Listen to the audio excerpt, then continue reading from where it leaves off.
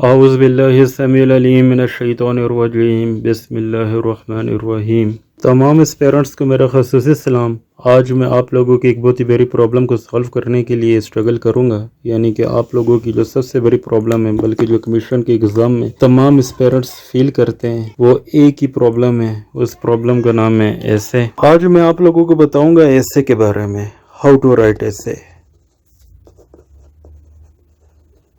सबसे पहली चीज़ तो आप लोगों के माइंड में ये होनी चाहिए कि कमीशन के एग्ज़ाम में, चाहे वो CSS हो या PCS हो या PMS हो या इसके अलावा भी कमीशन के दूसरे एग्ज़ाम्स होते हैं, जिस तरह हम लोग के पास ओगरा होता है। ओगरा के साथ साथ हमारे पास जो है वो मिनिस्ट्री ऑफ डिफेंस के जितने भी एग्ज़ाम होते हैं, उस सब में एक पोर्शन होता है, बल्कि एक पेपर होता है। उस पेपर का नाम होता है ऐसे, यानी कि यू हैव टू राइट ऐसे।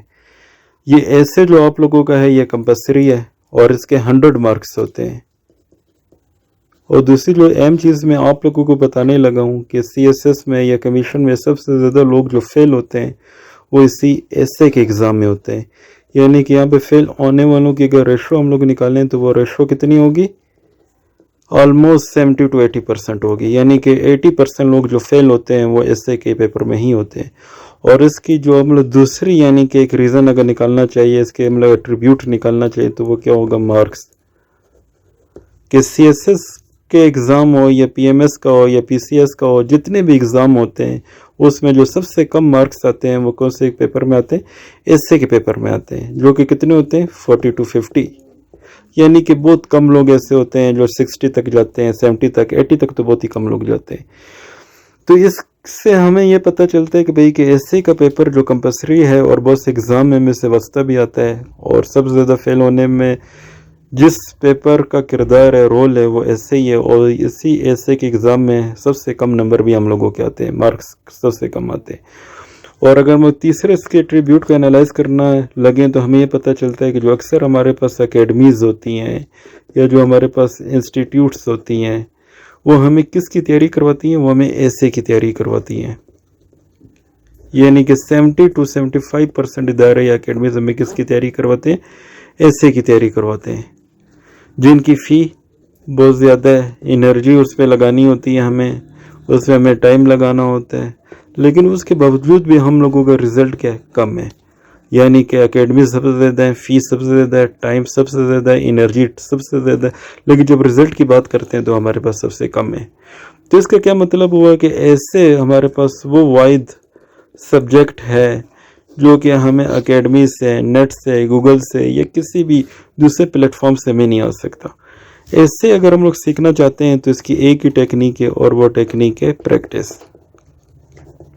प्रैक्टिस भी कौन सी होगी? सेल्फ प्रैक्टिस आपको करनी होगी। सेल्फ प्रैक्टिस का मतलब यह है कि आपने खुद ही सीखना होगा, खुद ही लर्न करना होगा, हर काम आपने खुद ही इसमें करना होगा। बाकी अगर ये ऐसा नहीं होगा कि अगर आप कोई 100 ऐसे मेमोराइज़ कर लें या कोई 200 ऐसे मेमोराइज़ कर लें या कोई 300 ऐसे मेमोराइज़ कर लें तो आपको फ़ायदा होगा। कोई भी फ़ायदा आपको नहीं होगा। ये प्रैक्टिस से होगा, और प्रैक्टिस किसने करनी है? आपने खुद करनी है। लेकिन इसकी प्रैक्टिस करने की भी कुछ टेक्निक्स हैं जो कि मैं अभी आपको बताता जाऊँ। कि सबसे पहली टेक्निक ये है, अगर हम टेक्निक की बात करें तो सबसे पहली टेक्निक जो हमारे पास आती है वो कौन सी आती है? सिलेक्शन की आती है। एग्ज़ाम में आपके पास एक से ज़्यादा टॉपिक्स की चॉइस दी जाती है, यानी कि वहाँ पे चॉइस आपके पास काफ़ी होती है। उसमें आपने किस को सिलेक्ट करना है, यानी किस टॉपिक को या किस टाइटल को आपने सेलेक्ट करना है टू राइट ऐसे। अगर आप इस सिलेक्शन में कामयाब होंगे तो आपका ऐसे ऑटोमेटिकली ठीक होगा। अगर आप इस सिलेक्शन में फेल हो गए या अगर आपने ठीक सिलेक्ट ना किया हुआ तो आपके लिए बहुत प्रॉब्लम होगी, और आपको अपना पेपर पास करने में बहुत ज़्यादा प्रॉब्लम फेस करनी होगी। अगर हम लोग सिलेक्शन की बात करें तो आपने उसमें भी कुछ टेक्निक्स या फुट नोट्स आपको मालूम होने चाहिए कि कौन सा टॉपिक आपको सिलेक्ट करना चाहिए। सबसे पहले आपको ऐसा टॉपिक या टाइटल लेना चाहिए जिसका नॉलेज आपके पास हो, यानी कि नॉलेज आपके पास डेफिनेटली होना चाहिए, और आप उस नॉलेज को अपने अल्फाज में कन्वर्ट कर सकते हो। तीसरी चीज़ ये कि आपके पास लिटरेचर होना चाहिए, और चौथी चीज़ ये है कि आपके पास उस टॉपिक से रिलेटेड प्रॉज एंड कॉन्स का रेलिवेंट या कंसर्न डेटा या मटेरियल होना चाहिए। और उसके बाद रूटीन लाइफ में आप उस टॉपिक या उस टाइटल को बयान कर सको, ठीक है। विद इन कंट्री या इंटरनेशनली आप टॉपिक को बयान कर सकते हो। और उसके बाद जो सबसे अहम चीज़ यह है कि आप उसका रिज़ल्ट निकाल सकते हो। रिज़ल्ट निकालने के बाद आप उसका कंक्लूजन निकाल सकते हो। जिस टॉपिक, जिस टाइटल के बारे में आपको ये सब मालूमात हो, आपको वही टॉपिक सिलेक्ट करना होगा।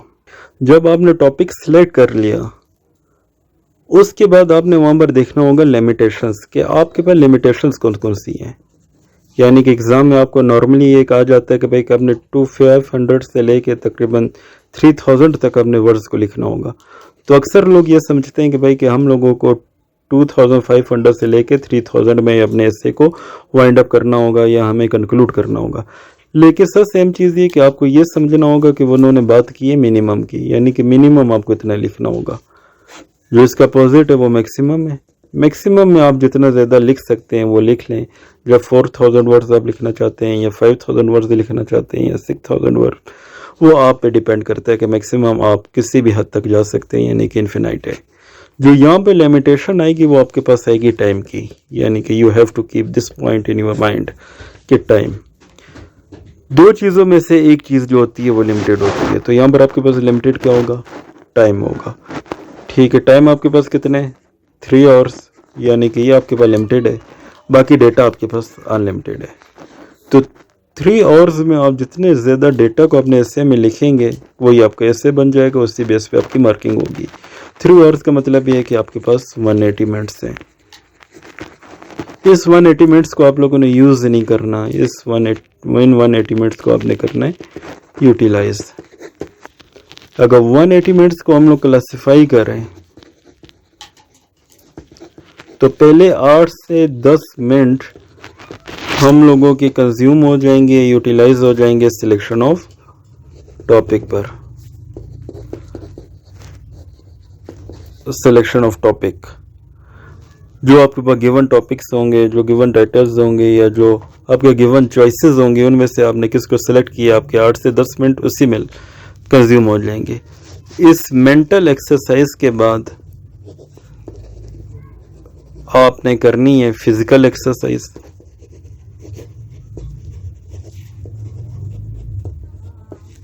फिजिकल एक्सरसाइज का मतलब यह है कि आपको ऐसे का सबसे पहला स्टेप फॉलो करना होगा। सबसे पहले स्टेप इसका क्या है, आउटलाइन। ऐसे में आउटलाइन बनाना दी मस्ट है। इसकी भी मार्किंग होती है, इसके भी मार्क्स मिलते हैं, तो इस वजह से आपने इसकी आउटलाइन लाजमी तौर पर बनानी होगी। तो आउटलाइन आप लोगों को समझाने के लिए मैं इसको इन अल्फाज में कंक्लूड कर सकता हूँ कि आउटलाइन का मतलब ये होता है कंटेंट लिस्ट। जिस तरह किसी बुक को आप जब निकालते हैं तो उसमें सबसे पहली चीज़ क्या होती है, कंटेंट लिस्ट होती है। यानी जब आप कंटेंट लिस्ट को देखते हैं, उसको आप लोग देखने के बाद अंदाज़ा हो जाता है कि भाई कि इस बुक के अंदर आपको क्या क्या मिलेगा, यानी कि आपकी रीडिंग के लिए क्या क्या है, इसमें आपके पास कौन कौन सी इंफॉर्मेशन है, इसके अंदर आपके पास कौन कौन सा नॉलेज गिवन है। तो इसी तरह आपकी आउटलाइन भी बिल्कुल आपकी कंटेंट लिस्ट की तरह होनी चाहिए कि जब हम लोग आपकी आउटलाइन को देखें, एग्जामिनर या चेक करने वाला आपकी आउटलाइन को देखे, तो आउटलाइन को देखने के बाद उसको फौरन उसको पता चल जाए कि भाई कि आप लोगों ने एस्से के अंदर क्या क्या लिखा हुआ है। यानी कि एस्से के अंदर आप लोगों ने कौन सी डिटेल प्रोवाइड की हुई है, कौन सी इंफॉर्मेशन प्रोवाइड की हुई है और कौन सा आप लोगों ने वहाँ पे नॉलेज उनको प्रोवाइड की हुई है। आउटलाइन देखने से ही चेक करने वाले बंदे को या एग्जामिनर को इसका बखूबी अंदाज़ा हो जाना चाहिए। अगर आपकी आउटलाइन क्लियर नहीं होगी, अगर आप लोगों की आउटलाइन ही क्लियर नहीं होगी, यानी अगर आउटलाइन आप लोगों का पैसेज कन्वे नहीं कर सके एग्जामिनर तक, तो इसका मतलब है कि आप लोग डेफिनेटली फेल हो जाएंगे, क्योंकि वहाँ पर किसी बंदे के पास इतना टाइम नहीं होगा कि वो आप लोगों के वर्ड टू वर्ड को चेक करे। अगर आप लोगों की आउटलाइन इंटरेस्टिंग होगी, आउटलाइन उनको मीनिंगफुल लगी, आउटलाइन उनको इंटरेस्टिंग लगी, तो आगे जाके आपके एस्से को देखेंगे, एस्से को देखने के बाद ही वो इसको मार्किंग प्रोवाइड करेंगे। तो आउटलाइन आप लोगों ने बहुत अच्छी बनानी है। और एक कॉन्सेप्ट ये भी है कि आउटलाइन कम से कम होनी चाहिए, ऐसा कुछ भी नहीं है। आउटलाइन आपकी जितनी भी अच्छी हो, जितनी भी लेंथी हो, जितनी भी स्ट्रॉन्ग हो, उतना ही अच्छा है। बल्कि आप लोगों ने कोशिश ये करनी है कि एग्ज़ाम में कम से कम 1.5 पेज से लेके 2.5 पेजेस तक आप लोगों की आउटलाइन जानी चाहिए। और आउटलाइन में भी आपने कुछ चीज़ों का ख्याल करना होगा। आउटलाइन में आप लोगों ने 2 तरह की हेडिंग से काम लेना है। सबसे पहले आपके पास एक होती है मेजर हेडिंग और दूसरी आपके पास होती है सब हेडिंग। मेजर हेडिंग का मतलब यह है कि जो आपको एज अ होल प्रोवाइड करती है। सब हेडिंग का मतलब यह है कि जो सेग्रीगेशंस है, यानी कि जिस बारे में आप बात करने लगे हैं उसमें कौन कौन से सेक्शन या कौन कौन सी सेग्रीगेशन आपने प्रोवाइड की हुई है। तो आपने मेजर हेडिंग और सब हेडिंग दोनों से हेल्प लेनी है।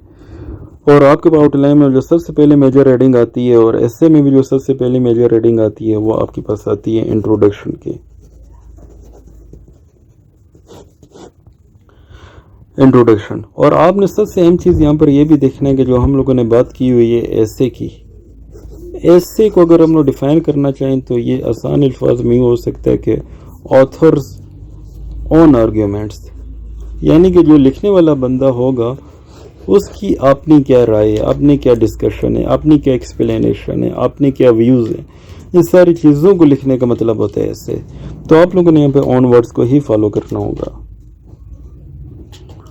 और इंट्रोडक्शन के बाद आपकी एक मेजर हेडिंग है। इसकी सब हेडिंग जो बन सकती हैं वो ये बन सकती हैं कि जो भी आपने टॉपिक लिया है, जो भी आपने चॉइस आपने सेलेक्ट की है उसको आप डिफ़ाइन करें। डिफ़ाइन करने के बाद उसको आप एक्सप्लेन करें। एक्सप्लेन करने के बाद आप उसकी एग्जाम्पल लिख दें, ठीक है। और दूसरी आपके पास जो मेजर हेडिंग आती है वो बैकग्राउंड की आती है कि जो भी आपने टॉपिक लिया है, जो आपने टाइटल लिया है, जो भी आपने XYZ लिया है उसका बैकग्राउंड बयान करें। और इसकी सब हेडिंग आपके पास आ सकती है हिस्ट्री, प्रेजेंट आउटलेज, कोई भी XYZ जो भी आप लोग टॉपिक से रिलेट करते हैं तो आपने उसके बैकग्राउंड में बयान कर देना है। और उसके बाद जो आपको बयान करना होगा उसको बोलते हैं फैक्ट्स एंड फिगर्स। आपके ऐसे में सबसे सेम चीज़ ये होती है कि फैक्ट्स एंड फिगर्स आपने लाजमी बात प्रोवाइड करने हैं। आपने कोई भी इस तरह की चीज़ प्रोवाइड ही नहीं करनी है जो कि हवाओं में तीर चलाने के बराबर हो। आपने जो भी बात करनी है एक्यूरेट होनी चाहिए, फैक्ट्स एंड फिगर्स होने चाहिए। इसका मतलब ये है कि वहाँ पर आपने डेट्स में को मेंशन करना है कि किस तरीके को हुआ, उसके बाद परसेंटेजेस अगर कोई हो, न्यूमेरिक डेटा आपने वो देना है। न्यूमेरिक डेटा के बाद आपने वहाँ पे प्लेसेस को प्रोवाइड करना है, रीजन्स को प्रोवाइड करना है, ठीक है। जो भी आपके पास न्यूमेरल्स हों वो आपने लाजमी लिखने हैं। जो बंदा भी न्यूमेरल्स, फैक्ट्स एंड फिगर्स नहीं लिखेगा उसका ऐसे कमीशन लेवल के स्टैंडर्ड के बराबर नहीं होगा और उसकी मार्किंग में बहुत ज़्यादा प्रॉब्लम होगी और हो सकता है कि वो बंदा फेल भी हो जाए। तो facts and figure is the most important part of your एसे। और उसके बाद जो आपके पास मेजर हेडिंग आ जाती है वो आपके पास आ जाती है डिटेल्ड एक्सप्लेनेशन, जिसको बोलते हैं बॉडी ऑफ द एसे।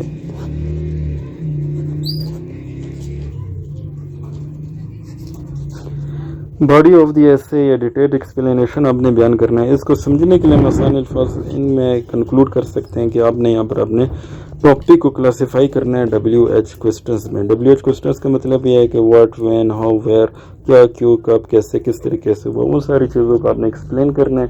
उसके बाद आपने एग्जांपल्स को प्रोवाइड करने हैं। एग्जांपल्स के बाद आपने वहाँ पे साइटेशंस दे देनी है। साइटेशन के बाद आपने एडवांटेजेस वगैरह जो भी वहाँ पर हो वो दे देने हैं, डिसएडवांटेजेस दे देने, प्रोज एंड कॉन्स को बयान करना है, डेली लाइफ में उनकी अहमियत को बयान करना है, इकनॉमी होगी, पॉलिटिकल स्ट्रक्चर्स होगी, वेरियस में आपने उस सारी चीज़ों को सब हेडिंग्स में भी लिखने और अपने हिस्से में जाके आपने उनको एक्सप्लेन भी कर देना है। और जो उसके बाद आपके पास मेन हेडिंग आएगी वो आपके पास होगी सिग्निफिकेंस की। ये हमारे बात इम्पोर्टेंस की नहीं करनी है, आपने सिग्निफिकेंस की करनी है। इम्पोर्टेंस और सिग्निफिकेंस में काफ़ी डिफरेंस होता है, तो आपने यहाँ पे सिग्निफिकेंस को लेकर चलना है, इम्पोर्टेंस को लेकर आपने नहीं चलना। उसके बाद आपके पास जो आएगा वो एनालिसिस होगा। Analysis the most important. आपका पूरा ऐसे जो होना चाहिए वो एनालिटिकल अप्रोच पे होना चाहिए। आपने डिस्क्रिप्टिव को भी नहीं लिखना, आपने एक्सक्लेमेटरी एट्रीब्यूट पे भी नहीं लिखना, आपने इसको एकेडेमिया पे भी नहीं लिखना। आपका ऐसे जो होगा वो एनालिटिकल अप्रोच पे होना चाहिए। एनी टाइप ऑफ ऐसे जो कमीशन में होगी वो होगी एनालिटिकल। तो आपने एनालिसिस अपना प्रोवाइड करना है। उसके बाद आपने अपने रिजल्ट्स को लिखना है। रिजल्ट्स के बाद आपने जाके अपने कंक्लूजन्स को लिख देना है। कंक्लूजन्स के बाद आप कुछ अपनी सजेशन भी दे दें, जो भी आप सजेशन देना चाहते हैं वो आप लाजमी दें। सजेशन देने के बाद आपका ऐसे हो जाएगा कंप्लीट। और इसमें यानी कि कुछ टूल्स आपको मालूम होने चाहिए। टूल्स का मतलब ये है कि आपके पास वोकैबुलरी बहुत अच्छी होनी चाहिए। वोकैबुलरी का मतलब यह है कि आपने बिल्कुल यूनिक वर्ड यूज़ करने हैं, यानी कि आप लोग जो वर्ड यूज़ करते हो और एक आम आदमी जो वर्ड यूज़ करते हो उसमें काफ़ी डिफरेंस होना चाहिए। फॉर एग्जांपल कंट्री के तौर पे आप कौन सा, यानी कंट्री की जगह आप यूज़ कर सकते हो बर्थ लैंड, होम लैंड, कायद लैंड, आइडेंटिटी लैंड, यानी कोई इस तरह की आपने यूनिक वोकैबुलरी यूज़ करनी है। डेली लाइफ वाली कॉमन वोकैबुलरी आपने बिल्कुल यूज़ नहीं करनी। और दूसरी अहम बात यह है कि आपका टेक्स्ट स्ट्रक्चर बिल्कुल ठीक होना चाहिए, सेंटेंस स्ट्रक्चर बिल्कुल ठीक होना चाहिए, पंचुएट आपने बिल्कुल ठीक करना होगा, स्पेलिंग आपके बिल्कुल ठीक होने चाहिए, ग्रामर आपकी बिल्कुल ठीक होनी चाहिए। ये टूल्स हैं। अगर ये आपके बिल्कुल काम नहीं करेंगे तो इसका मतलब ये है कि आपका ऐसे बिल्कुल ठीक नहीं होगा। वोकैबुलरी भी इंशाअल्लाह हर दिन आपसे मैंने 5 वोकैबुलरी भी मैं आपके साथ शेयर करता रहूँगा। तो ये सारी चीज़ें जो आएंगी ये आएंगी प्रैक्टिस से। जब तक आप प्रैक्टिस नहीं करेंगे, ख़ुद आप लिखेंगे नहीं, तो उस वक्त तक आप कामयाब नहीं हो सकते और आपको इससे लिखना नहीं आएगा। और ऐसे आपको हर सूरत में लिखना होगा ही होगा। आप लोगों में से जो बंदे भी प्रैक्टिस करके अपने लिए ऐसे लिखते हैं वो मुझे भिजवा दें, मैं उसको चेक करूंगा। चेक करने के बाद मैं उस पर जो भी मिस्टेक्स होंगी उनको आइडेंटिफाई करके रेक्टिफाई करके आप लोगों को भिजवा दूंगा। ठीक है। तो इसके अलावा भी अगर आपका कोई क्वेश्चन हो, कुछ आप पूछना चाहते हो, वोकैबुलरी हो या कोई भी आपकी प्रॉब्लम हो, तो आप वो मुझे ईमेल भी कर सकते हैं, मुझसे पूछ भी सकते हैं। और बाकी ये अकेडमीज़ वगैरह एक्सपेंसिव स्टडीज़ से निकलें और ख़ुद आप लोग स्टडी करें। और ख़ुद स्टडी करने के बाद आप लोग इसको अच्छे तरीके से जो है वो लिख पाएंगे और आपको एग्ज़ाम यकीनी तौर पे क्लियर होगा। Best of luck. जो भी प्रॉब्लम हो you may ask. Thank you.